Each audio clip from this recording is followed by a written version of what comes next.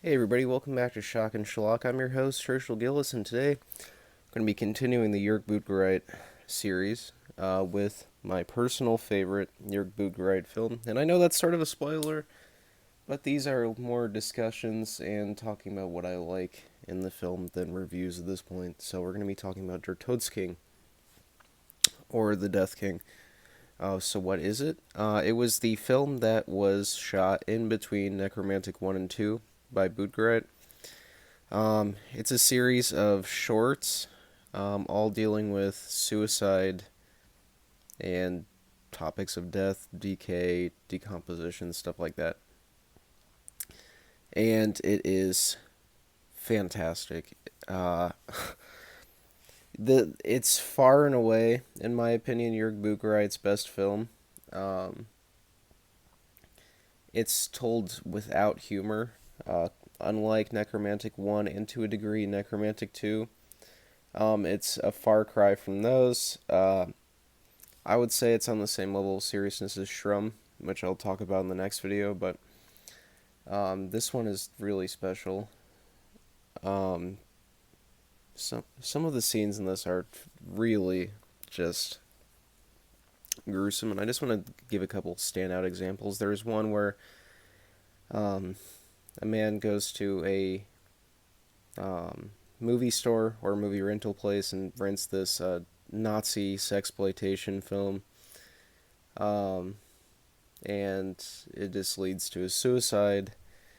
And there's another where it just shows a bridge with names, and you just, as you start seeing more, you start to realize that these are names of people that killed themselves at the bridge. And there's one where a woman goes on a suicide mission to kill a group of people at a rock show, and she has a camera strapped to her chest, so we see everything as it's happening. Um, it's all very grim and dark, and between the shorts, there's also a quickened clip of a body decomposing.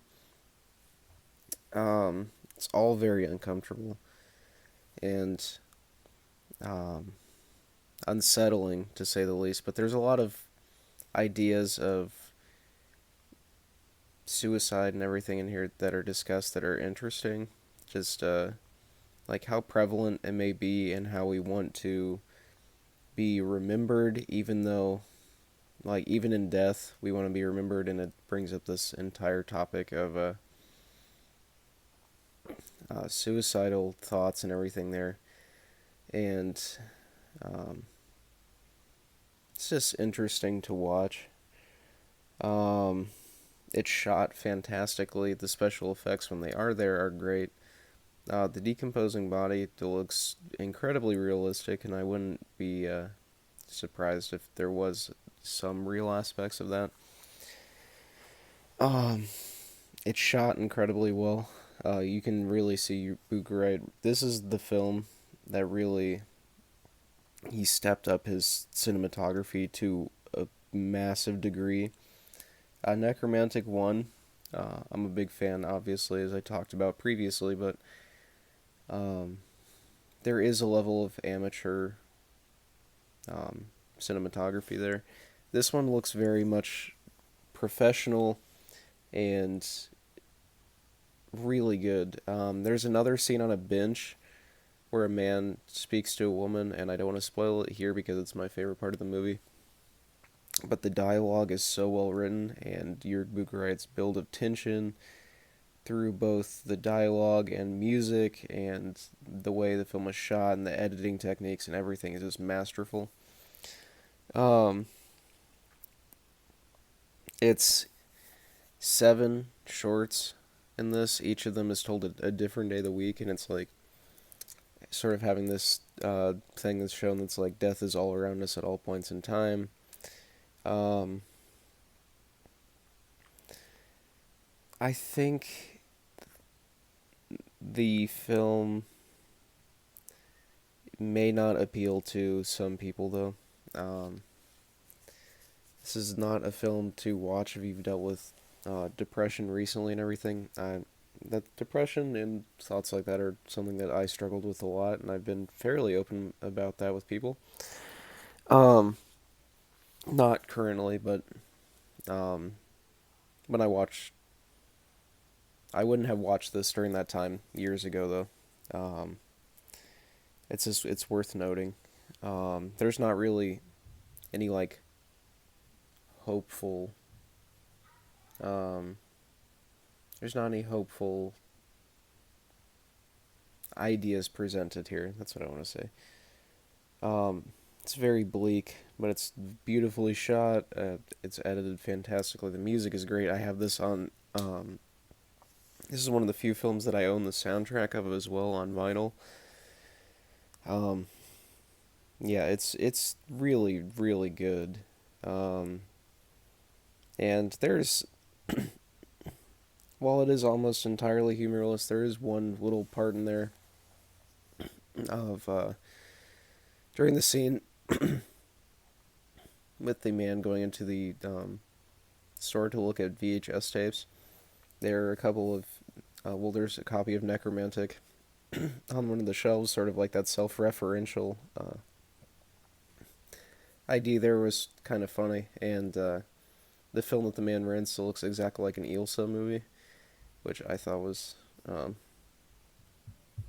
bit funny, and sort of speaks to the type of film that Jörg Buchrein wanted to make with Necromantic 1 as well, just to irritate the censors. And I think Jörg Buchrein in general, all of his films sort of tie together in one way or another. I believe all of them have either a copy of one of his own films or a poster of one of them in there. Um,